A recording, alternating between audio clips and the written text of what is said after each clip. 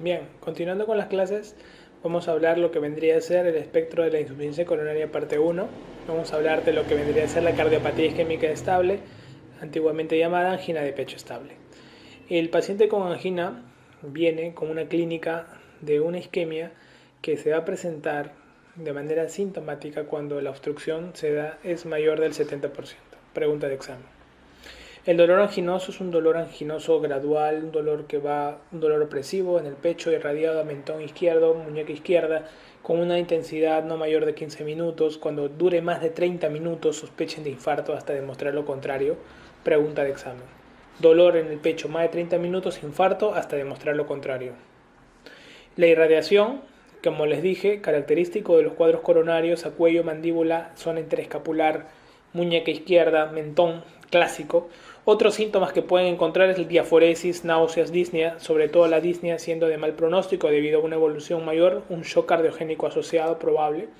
El diagnóstico, no solamente el diagnóstico es clínico, sino también tenemos la exploración física que tener en cuenta en el paciente. No todos los pacientes con dolor en el pecho se van a presentar desmayados, no, es un dolor en el pecho, el paciente tiende a mejorar con el reposo, mejora con un nitrato isosorbide sublingual, tiende a estar diaforético, sudoroso en el cuadro de dolor.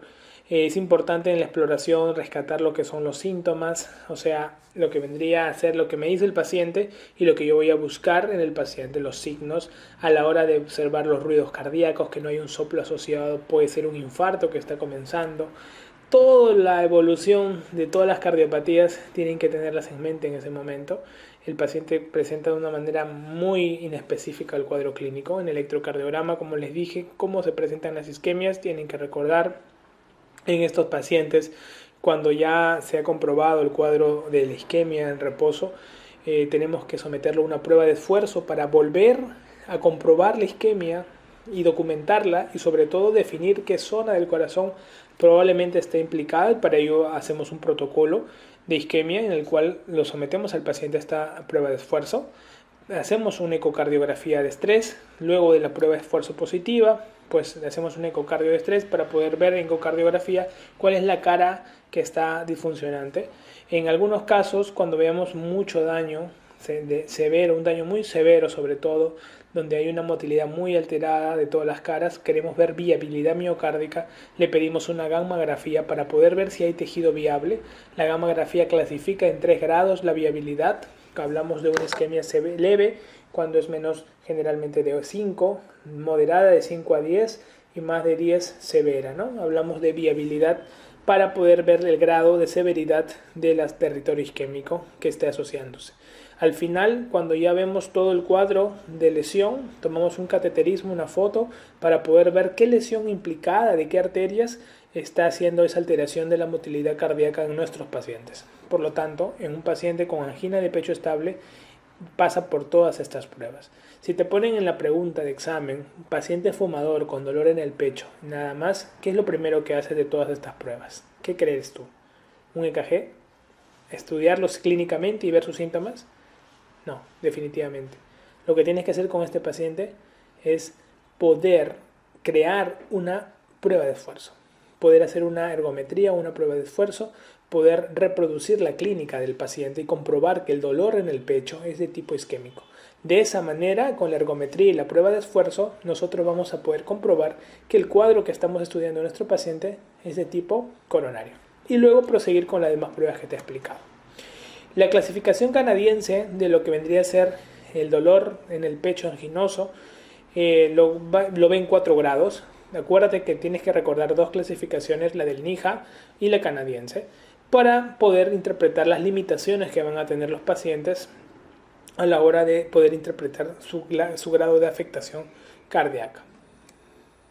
El diagnóstico, luego de la exploración física, nosotros vamos a pasar a usar dentro del diagnóstico el electrocardiograma, en el cual vamos a ver que en todos los pacientes casi, acá hay el 50%, pero yo en la mayoría, agarro un paciente con coronariopatía, viene, le tomo un electrocardiograma, sale normal generalmente, no hay nada. Para poder comprobar que el paciente tenga una lesión coronaria, tenemos que hacerle una prueba que someta a esfuerzo ese corazón, y eso es una prueba de esfuerzo.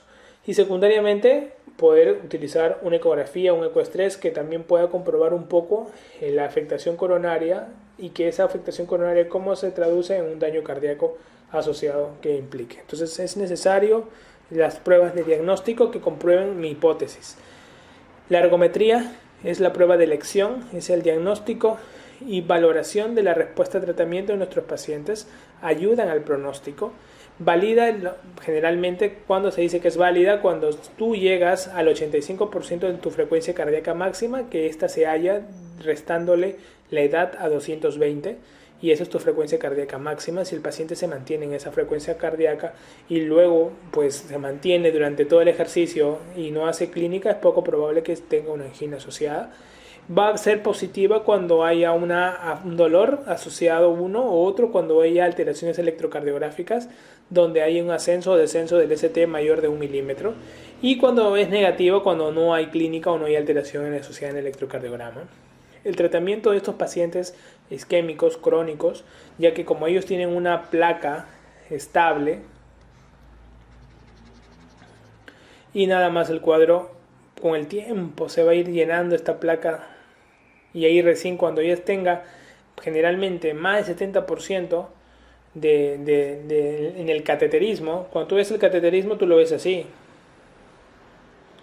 tú dices, ¿no? Acá esto tiene más del 70% en un vaso simple. Más del 70% y hay clínica. Pero este más del 70% implica casi un 90% de lo que vendría a ser la superficie transversa, porque es una superficie longitudinal, una placa de perfil, el vaso. En cambio, eso cortado de manera transversal, ¿cuánto equivaldría? Más o menos un 90% de la superficie total. Entonces, cuando el paciente tenga esta superficie total y hace una angina y permanentemente, ¿cuál es el tratamiento que le vamos a dar? Bueno, cuando tenga los cuadros agudos, le das un vasodilatador coronario, en este caso un nitrato, mononitrato isosorbide sublingual o nitrato isosorbide por vía oral. El efecto del sublingual es a los 3 minutos, 1 a 3 minutos, y el por vía oral es a los 10 minutos, ¿no?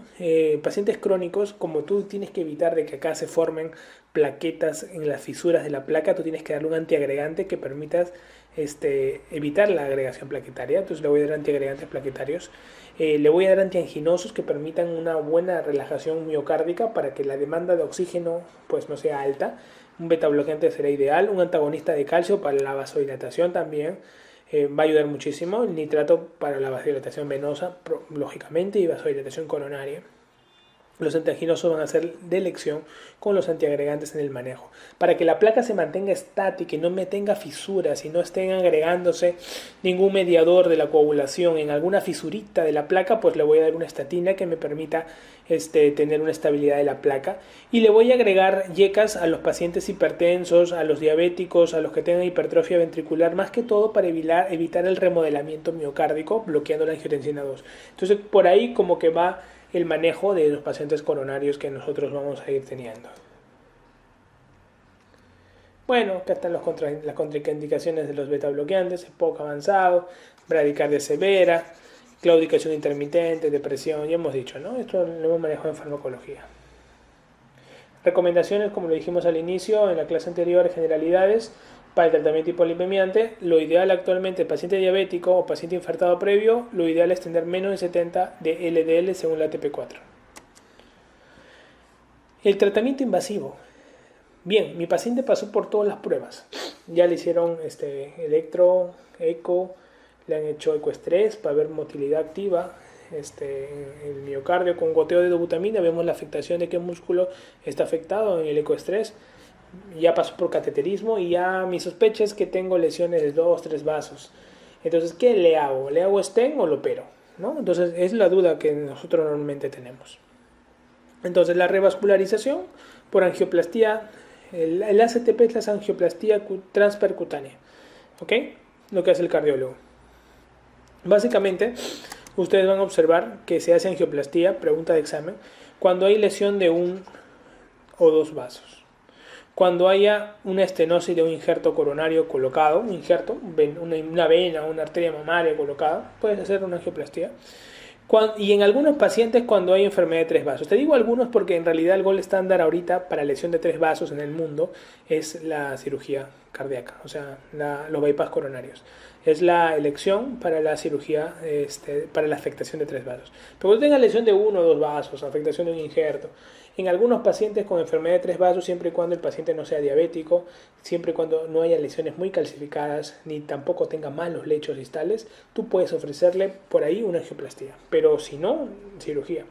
Entonces, esto métanselo en la cabeza, va muy bien en el tiempo. El éxito es alto, 95-99%. Un stent coronario bien colocado, farmacológico de última generación, te puede durar de 5 a 10 años con tranquilidad. Y luego cuando se cierra ya tiene colaterales, así que tranquilo, no que te vayas a morir en 5 a 10 años si se cierra el stent. La restenosis generalmente se dan por excesiva cicatrización de la íntima, una hiperplasia intimal que va aumentando. Es mucho menor cuando el stent es recubierto.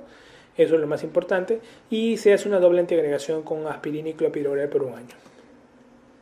En la guía de revascularización miocárdica que se está usando, en este caso, le vamos a hablar de la revisión del 2014 de indicaciones para cirugía de revascularización miocárdica, la última guía, en el cual vamos a ver cuándo operar a un paciente. Bueno, la cirugía de bypass coronario se opera en pacientes con una lesión de tronco coronario izquierdo mayor del 50%, pregunta de examen. Ustedes saben que el tronco coronario izquierdo, ya le dijimos en anatomía, se dividía en la descendente anterior y la arteria circunfleja. Bien, cuando esta lesión del tronco coronario izquierdo esté tapada más del 50%, pues diremos nosotros que es sometido a revascularización. Cuando hay una lesión de 3 o más vasos, pues necesariamente va a cirugía. Cuando hay una estenosis de 2 vasos y uno de ellos es la descendente anterior o tiene una fracción de eyección deprimida, también va a cirugía.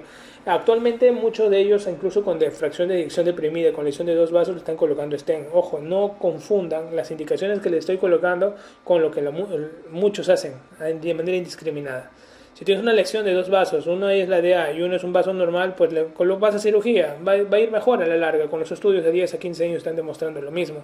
Si tienes una lesión de 2 vasos con una fracción de eyección disminuida, también van a cirugía. Evitar meterle stent a los pacientes con lesión porque son de 2 vasos. Le coloco stent, pero si tiene fracción de eyección disminuida, a la larga se sabe que el bypass va a ser más patente y la afectación de ese corazón va a ser mucho menor en el tiempo, también tenerlo en cuenta. Respecto a los injertos, usamos injertos ya sea por arteria mamaria izquierda, sobre todo la izquierda más que la derecha, y lo que es la vena safena interna. La arteria mamaria se prefiere sobre todo para colocarlo a la arteria descendente anterior, que es la arteria más comprometida en los infartos, y la vena safena interna lo podemos colocar en los demás vasos, ya sea por ejemplo a nivel de una marginal de la circunfleja, porque a la misma circunfleja no le colocamos a su marginal, puede ser una arteria diagonal. Entonces, la vena safena generalmente la patencia es mucho menor, en la patencia la permeabilidad de la safena a la larga, una permeabilidad de 50% a 8 años, o sea, a 10 años, por ejemplo, 25 a 30% de safena están permeables. Si encuentran una safena permeable es un éxito técnico total.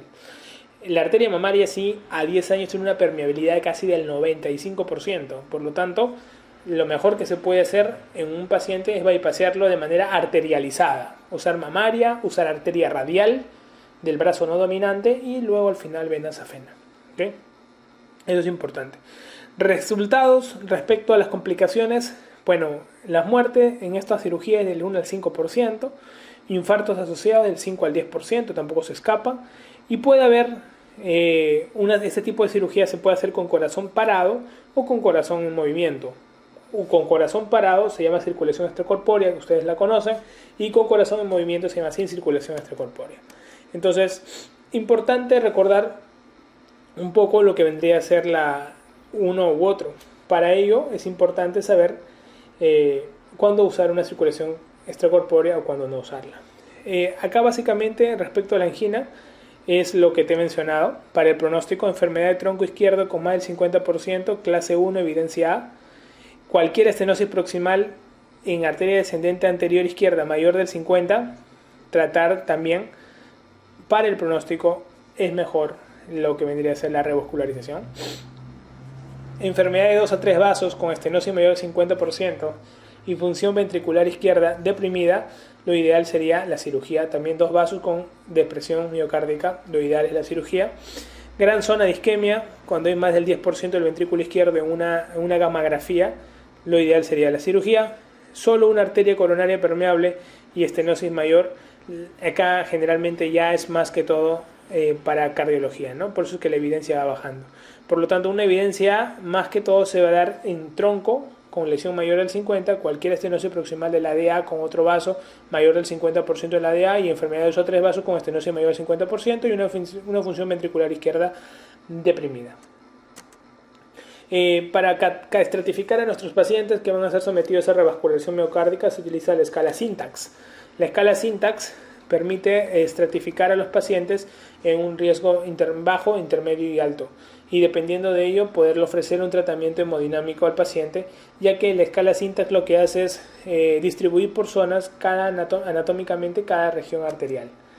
Acá volvemos a clasificar en torno a la clasificación Syntax el tipo de lesión, y ustedes ven que los cardiólogos con el tiempo están aumentando mucho lo que son la angioplastía desmedida de muchos casos, llegando incluso a colocar stents a pacientes con lesiones de tronco coronario. Entonces eso es característico de muchos cardiólogos avesados, pero a la vez las guías también como que le están respaldando al dándole bastante cabida, ¿no?